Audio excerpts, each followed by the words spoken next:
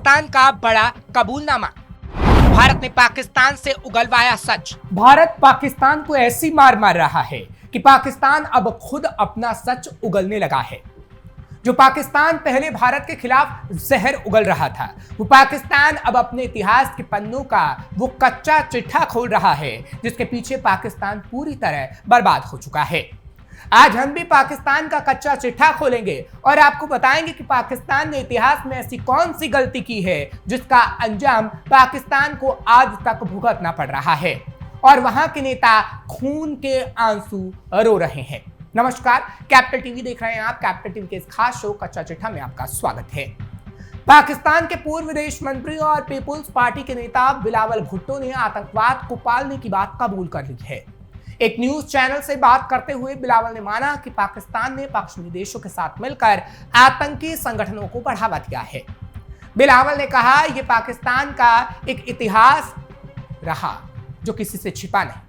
इसकी वजह से पाकिस्तान को काफी नुकसान उठाना पड़ा है और इस समस्या से निपटने के लिए पाकिस्तान को सुधार करना होगा। बिलावल का यह बयान पाकिस्तान के रक्षा मंत्री ख्वाजा आसिफ के बयान के बाद आया है। बिलावल से पहले आसिफ ख्वाजा भी आतंकवाद को बढ़ावा देने की बात कबूल कर चुके हैं।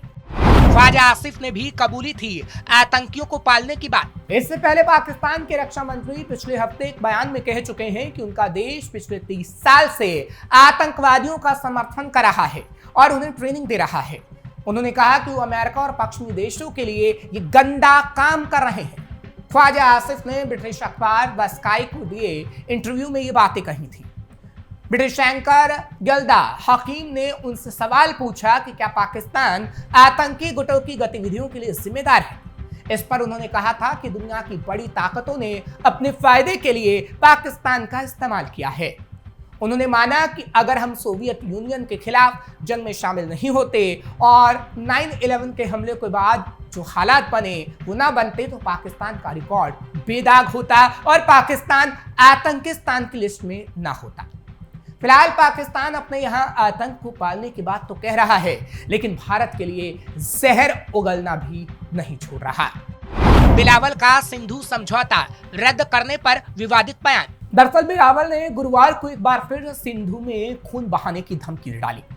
एक रैली को संबोधित करते हुए बिलावल ने कहा कि हम जंग नहीं चाहते, लेकिन अगर उन्होंने सिंधु पर हमला किया तो इससे पानी बहेगा या खून बहेगा, ये वक्त बताएगा। बिलावल ने इससे पहले पिछले हफ्ते शुक्रवार को एक रैली में कहा था कि सिंधु में या तो पानी बहेगा या उनका खून।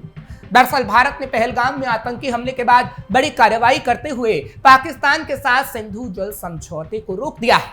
पाकिस्तान ने भारत के इस कदम को एक तरफा बताते हुए फैसले का विरोध किया। पाकिस्तानी मंत्री लगातार दे रहे विवादित बयान। पहलगाम हमले को लेकर भारत की तरफ से पाकिस्तान के साथ सिंधु जल समझौता खत्म करने के बाद पाकिस्तानी मंत्री और अधिकारी लगातार विवादित बयान दे रहे हैं। पिछले एक हफ्ते में पाकिस्तान की तरफ से दिए गए कुछ विवादित बयान भी आपको बताते हैं। पाक सेना प्रमुख जनरल आसिम मुनीर ने उगला जहर। मुनीर ने शनिवार 26 अप्रैल को टू नेशन थ्योरी पर बयान दिया। उन्होंने कहा कि मुसलमान और हिंदू दो अलग अलग राष्ट्र हैं। मुनीर खैबर पख्तूनख्वा प्रांत के काकुल इलाके में पाकिस्तान मिलिट्री एकेडमी यानी PMA में कैडेट की पासिंग आउट परेड को संबोधित कर रहे थे। उन्होंने कहा कि मुसलमान जीवन के सभी पहलुओं, धर्म, रीति रिवाज, परंपरा और सोच में हिंदुओं से अलग है। हमारे पूर्वजों ने पाकिस्तान बनाने के लिए बहुत बलिदान दिया है। हम जानते हैं कि इसकी रक्षा हमें कैसे करनी है। यानी पाकिस्तान भारत को गीदड़ भभकी दे रहा था। पाकिस्तानी PM शहबाज शरीफ के भी बिगड़े बोल। शहबाज शरीफ ने शनिवार 26 अप्रैल को पाकिस्तान मिलिट्री अकादमी में एक परेड को संबोधित करते हुए कहा कि पहलगाम हमले का आरोप लगाकर पाकिस्तान को बदनाम करने की कोशिश की जा रही है। पहले भी पाकिस्तान पर ऐसे हमले के आरोप लगाए जाते रहे हैं, इसे पूरी तरह से बंद किया जाए। शरीफ ने कहा कि भारत दुनिया को गुमराह कर रहा है, बिना किसी विश्वसनीय जांच और सबूत के पाकिस्तान पर झूठा आरोप लगाकर देश को बदनाम कर रहा है।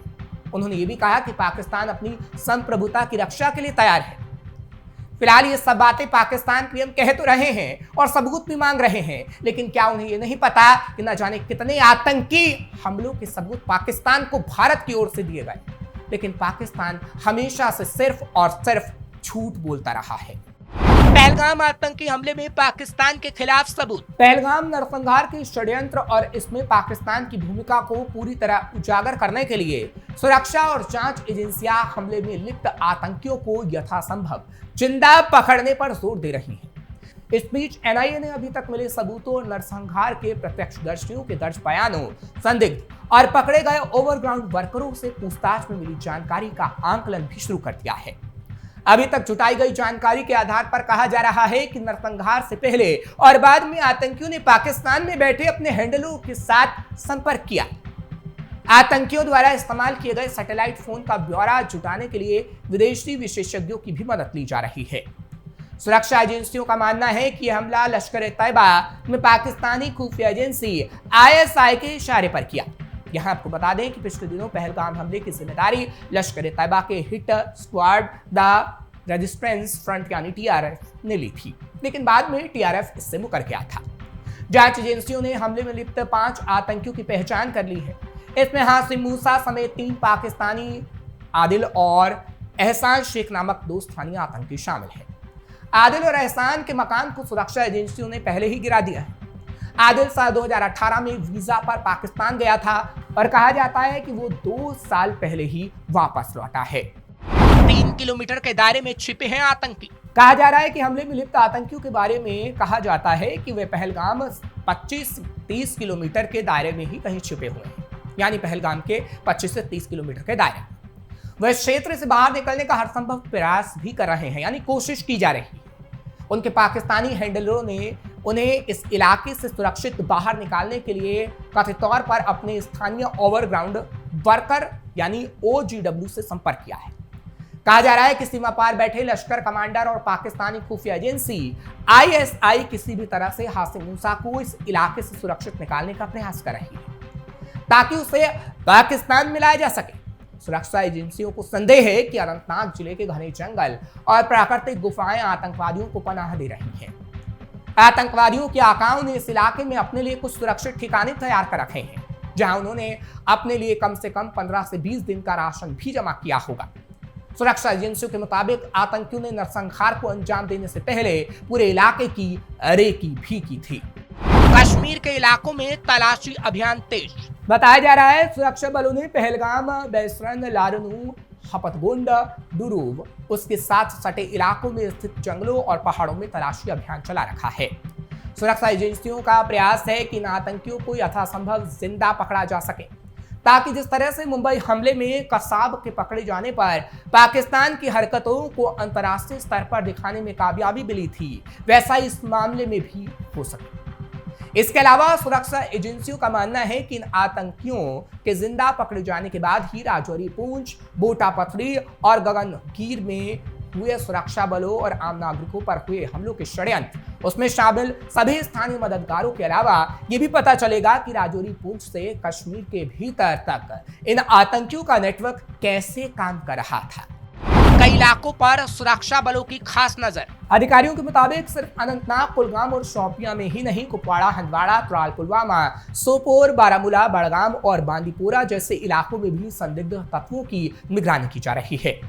जांच एजेंसियों ने आतंकियों के 20 ओवरग्राउंड वर्करों को भी चिन्हित किया है, जिनकी जांच की जा रही है। इनके अलावा जांच एजेंसियों ने गुरसई, पूंछ के रहने वाले 2 आतंकी ओवरग्राउंड वर्करों मिसार अहमद और फाजी और मुश्ताक हुसैन से भी पूछताछ की जा रही है। ये दोनों अप्रैल 2023 में भाटा, धूरिया, तोता गली, पूंछ में सैन्य दल पर हुए आतंकी हमले में लिप्त आतंकियों के मददगार रहे हैं। इन्होंने हमले में लिप्त आतंकियों को सुरक्षित ठिकाना उपलब्ध कराने के अलावा उनके लिए हथियारों का बंदोबस्त किया था। ये उनके लिए गाइड का काम भी करते रहे थे। जांच एजेंसियों के मुताबिक बेसरन, पहलगाम नरसंहार को अंजाम देने वाले आतंकी और राजौरी, पूंछ में सैन्य दलों पर हमला करने वाले आतंकियों का दल एक ही है, या फिर ये आतंकी गुलाम जम्मू कश्मीर में किसी एक ही आतंकी शिविर से निकले हैं। इसलिए मुश्ताक और निसार इनके बारे में कुछ अहम जानकारियां दे सकते हैं। ये दोनों पोर्ट भलवाल जेल में बंद हैं। हमले से पहले कई बार की रेकी। एनआईए ने बेसरन, पहलगाम नरसंहार स्थल का 4 बार जायजा लिया है। गुरुवार को एनआईए के महानिदेशक भी मौके पर गए थे। घटनास्थल की 3D मैपिंग भी की जा चुकी है। नरसंहार स्थल से मिले 60 कारतूसों को फोरेंसिक जांच के लिए भेजा जा चुका है। पूरी वादी में 2600 संदिग्ध तत्वों से पूछताछ की जा चुकी है और 188 के करीब लोग अभी भी पूछताछ के लिए हिरासत में हैं। पहलगाम में होटल ऑपरेटरों, टूरिस्ट गाइडों, बेसमेंट में घोड़े की सुविधा और अन्य सेवाएं प्रदान करने वालों से पूछताछ के अलावा पहलगाम अम्यूजमेंट पार्क और बेताब वैली के आसपास लगे सभी सीसीटीवी कैमरों की फुटेज की जांच भी की जा रही है। डेटा खंगालने में जुटी एनआईए। पहलगाम और बेसमेंट में इसके आसपास के इलाकों में 20 अप्रैल से सक्रिय रहे सभी मोबाइल फोन के डेटा की जांच भी हो रही है। सभी नंबरों को चिन्हित कर उन्हें अलग अलग वर्गों में बांटकर उनके डेटा को खंगाला जा रहा है। बताया गया है कि बेसमेंट पार्क की तरफ जाने वाले रास्तों में या फिर बेसमेंट के आगे जंगल में कोई सीसीटीवी कैमरा नहीं है, लेकिन आरू घाटी, अम्यूजमेंट पार्क, पहलगाम और बेताब वैली में सीसीटीवी कैमरे हैं। इनकी भी जांच हो रही है। आतंकियों ने इन 3 जगहों की भी रेकी की थी, लेकिन सुरक्षा बलों की मौजूदगी और पर्यटकों की भीड़ कम होने के कारण उन्होंने यहां खूनी खेल नहीं खेला। फिलहाल पाकिस्तान चाहे जितनी भी कोशिश कर ले, लेकिन वो भारत के आगे न टिक पाया है और न कभी टिक पाएगा। लेकिन पाकिस्तान को भारत हमेशा से वो सबूत देता रहा है जिससे वो आतंकिस्तान साबित हुआ है और अब वहां पर बैठे आका भी इस बात को कबूल करने लगे हैं।